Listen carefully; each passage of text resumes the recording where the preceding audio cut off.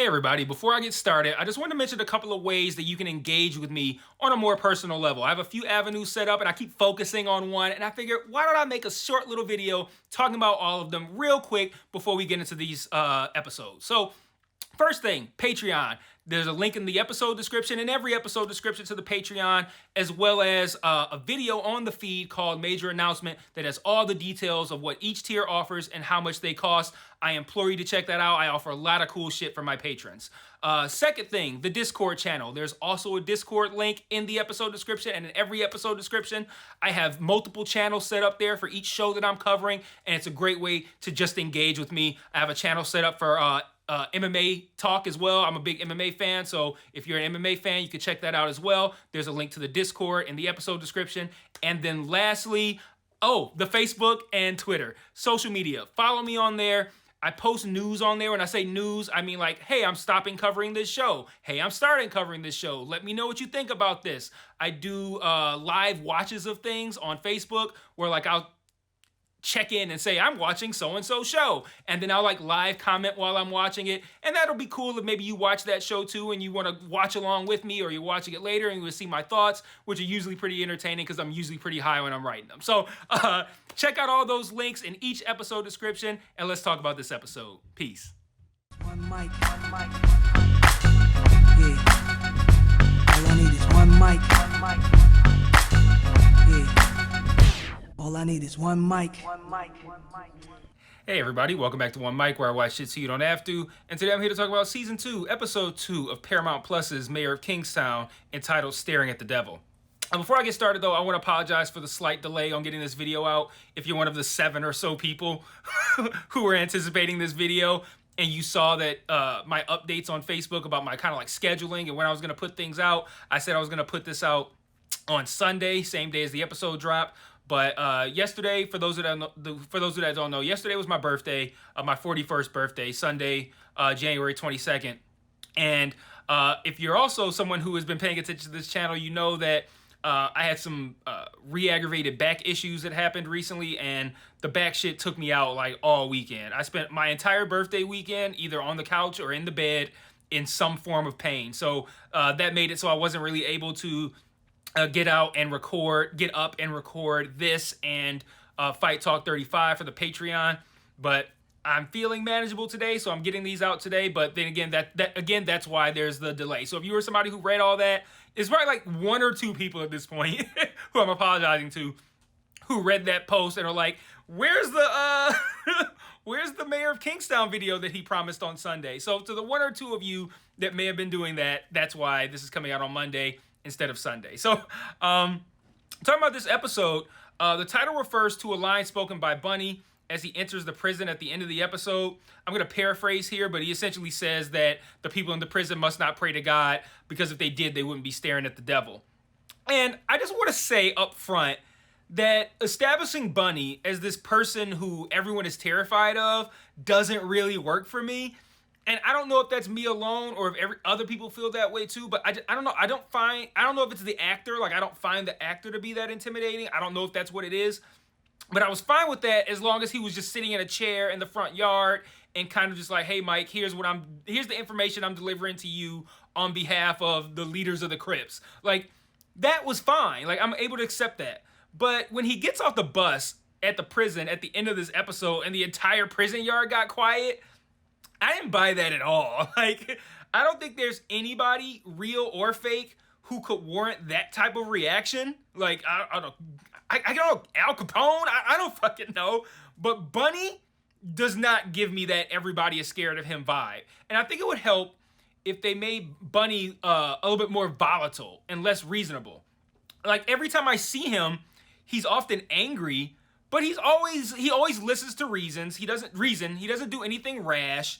If he was more unpredictable, I think a lot of this stuff where they want to paint Bunny as this like really intimidating figure, I think it would work way better if they painted him as a lot more volatile and a lot less reasonable. Well, he could still be reasonable, but I think the volatility needs to be there. Like, I don't know what the fuck this guy could do at any moment. Like, if he's just shooting people in the yard, or it doesn't even need to be something that extreme or something that's not really believable, but just something that presents him as a danger. Like, show that to me rather than just having it told to me. So then when you have this situation where you want to show it to me by showing these prisoners getting quiet, I'll believe it if you've shown it to me before. But now you got this scene working relies on me understanding that Bunny is incredibly intimidating and powerful and violent, and that also all of these people would already know what he looks like. So when he gets off that bus, they're like, holy shit, it's him.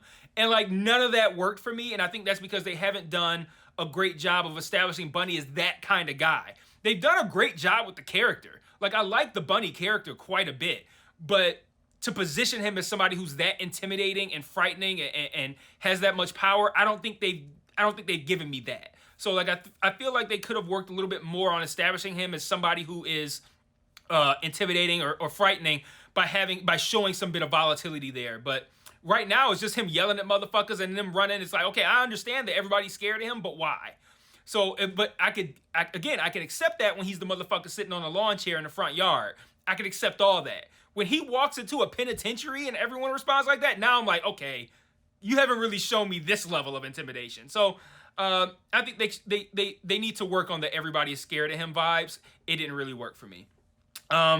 Anyway, this was a really strong episode, despite what I just said. I think the stuff they're doing, showcasing the aftermath of the prison riot via the lack of leadership on the inside and how that's quite literally bleeding out into the streets on the outside, I think all that stuff is working really well. Like I said, I did have a couple issues, one of which was this characterization of Bunny that I just talked about, and the other is quite minor, but I'll discuss it at the end. So this episode opens with another good pair of scenes that I think are meant to showcase the parallels between what's happening on the inside in the prison and what's happening on the outside. So on the inside, we see a guy getting beaten by what it looked to be like a pillowcase of rocks or something like that. Like whatever happened to soap? Like, soap works, but I guess you want to kill a motherfucker, rocks are a lot more effective. But it looks like they killed this motherfucker with the rocks in a pillowcase. We already saw last week that the guards aren't interfering with that kind of shit. So I was kind of curious as to why these guys even felt like they needed to be secretive. Like, you see the patrol guy walk through, and then after he leaves, they like tap the beds, and like they get up and they're sneaking around. I'm like, the guards don't give a fuck what you do. But anyway. But we learned later this was apparently one of Bunny's guys that they beat to death, and he's sick of the guards letting other inmates beat and kill his people. And he wants to get the guards back to Mike giving a fuck. I mean, he wants Mike to get the guards back to them giving a fuck, the guards. On the outside, we see a massacre take place at this house. This is a sick fucking scene. And what's wild is you don't see any of what happens inside the house, really. You only kind of hear the gunshots and you see people coming out of the house. And this woman stumbles out and she's clearly already shot, but seems like she might be okay. And she calls 911 and gets executed while she's on the phone with 911. And the guy that shoots her picks up the phone, and the person on the line says something like, is the shooter still there? And asks like how many victims there are or something like that. And dude says to the 911 person on the phone, everybody in this motherfucker about to be a victim. And if y'all come up here, y'all gonna be victims too. I said, God damn, he ready to kill everybody. And while that's happening, we hear Mike narrating that the most fucked up aspect of all of this is that no one on the inside is innocent. So like when these things happen on the inside, it's like it's an easier pill to swallow because these are all convicted felons, right? But on the outside, innocent victims are how you fight the war. This is what Mike says. And that's just a wild and fucked up state of affairs, but that's the reality. And I like how well worded that was to put that reality out there. Like innocent people are the strategy on the outside. And that's so fucked up, man. And then later when Mike and Ian are at this scene, this massacre at this house, they're walking through the scene and we see an officer vomiting just at the sight of what's happened in there. And again, we see bodies strewn about, blood all over the walls. But I like the fact that we didn't actually see that happening. Like, that made it kind of cooler. But obviously things have gotten just as bad on the outside as they have on the inside. We also see Mike try to stash Iris, who, as far as I'm concerned, she could be off the show. But he tries to stash Iris with Kyle in the middle of the night.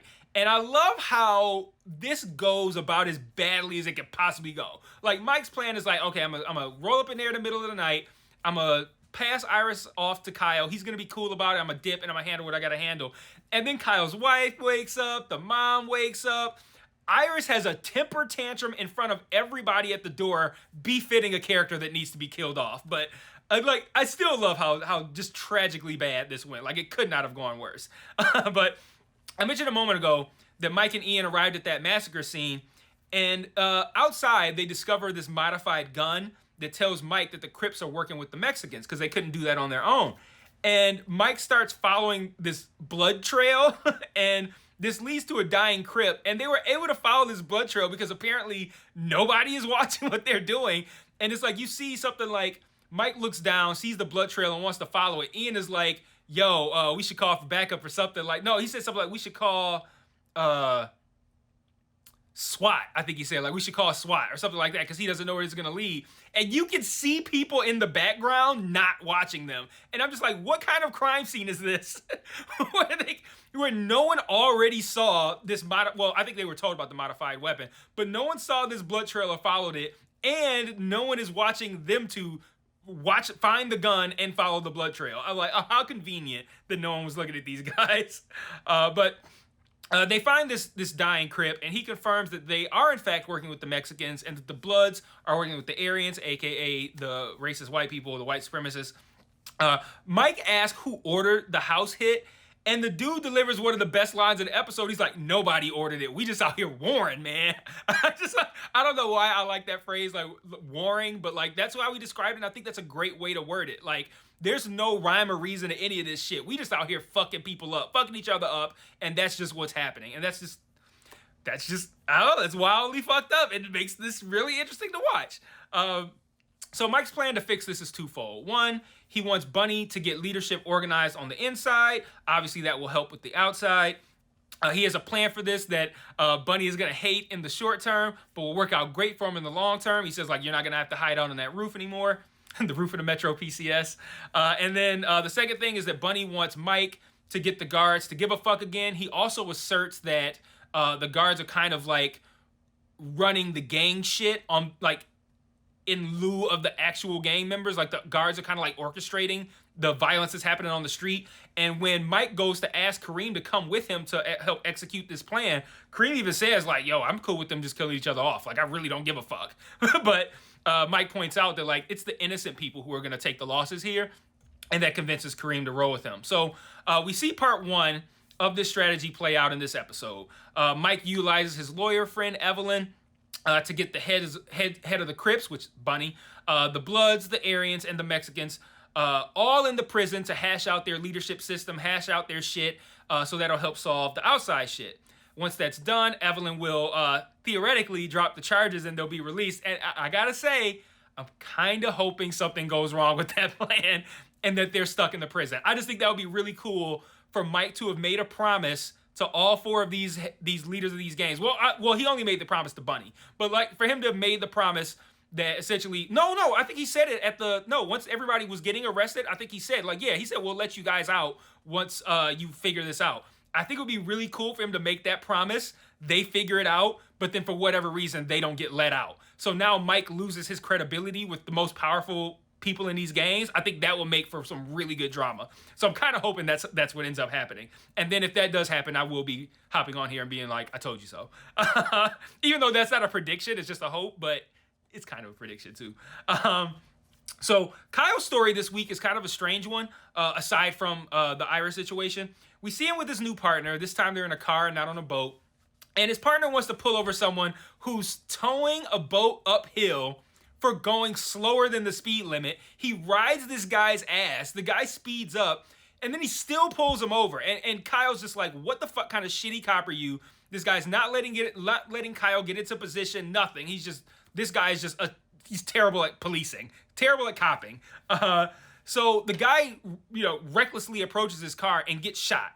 Kyle shoots the driver and the passenger and then discovers there's a baby in the back seat. And I just have to wonder when Kyle's going to be done experiencing the worst possible traumas that can happen to a person. Like, Kyle needs therapy more than anyone who has ever needed therapy. He got caught in the middle of a prison riot, which has to be already one of the, probably the scariest thing that can happen to you. It's one thing to be a prisoner and be in a prison riot, which is already going to be scary if you're not one of the ones who are actually involved in it.